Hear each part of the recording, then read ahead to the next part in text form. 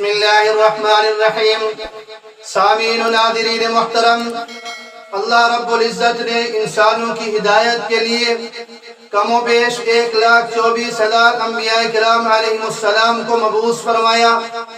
اس سلسلہ کی ابتدا حضرت آدم علیہ السلام سے ہوئی اور اس کی انتہا محمد عربی صلی اللہ علیہ وسلم کی ذات اقدس پر ہوئی۔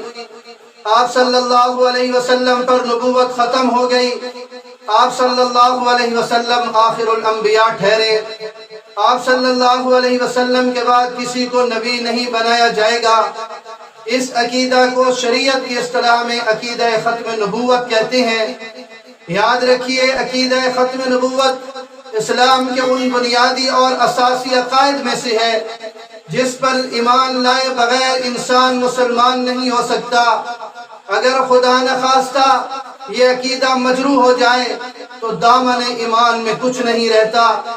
اس لیے اللہ رب العزت نے ہماری نجات کے لیے جہاں قرآن کریم میں عقیدہ توحید اور رسالت، عقیدہ معاد اور قیامت اور حشر کے عقائد کو جزو لازم ٹھہرایا ہے، وہاں عقیدہ ختم نبوت کو بھی ایمان کا جزو لازم، جزو ضروری، جزو لا ينفک قرار دیا ہے۔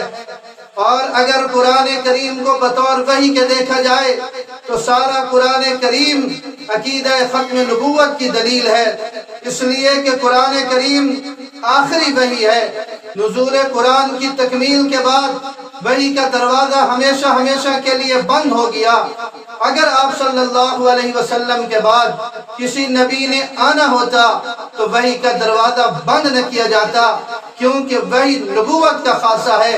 تو پورا قرآن کریم عقیدہ ختم نبوت کی حقانیت کی دلیل ہے، اور اس بات کی وضاحت سیدنا صدیق اکبر رضی اللہ تعالیٰ عنہ کے ایک فرمان عالی شان سے ہوتی ہے۔ وہ فرماتی ہیں انقطع الوحی وتم الدین، کہ بے شک وحی ختم ہو گئی اور دین مکمل ہو چکا۔ نزول قرآن کے بعد وحی کے منقطع ہو جانے اور دین کے مکمل ہو جانے کا کامل یقین رکھنا یہ ہمارے عقائد میں شامل ہے، جبکہ اس کے برعکس عقیدہ رکھنا یہ کفر ہے۔ امام ابن حجر مکی رحمت اللہ علیہ فرماتی ہیں جو شخص محمد رسول اللہ صلی اللہ علیہ وسلم کے بعد نزول وحی کا اعتقاد رکھے وہ باجماع مسلمین کافر ہے۔ تو یاد رکھیے، عقیدہ ختم نبوت دین کی اساس ہے، دین کی بنیاد ہے۔ اس پر ایمان و یقین رکھے بغیر انسان نہ مسلمان رہ سکتا ہے نہ مومن رہ سکتا ہے۔ اس لیے عقیدہ ختم نبوت پر جو بھی آپ صلی اللہ علیہ وسلم کے ختم نبوت کا انکار کرتا ہے وہ دائرہ اسلام، دائرہ ایمان سے نکل جاتا ہے۔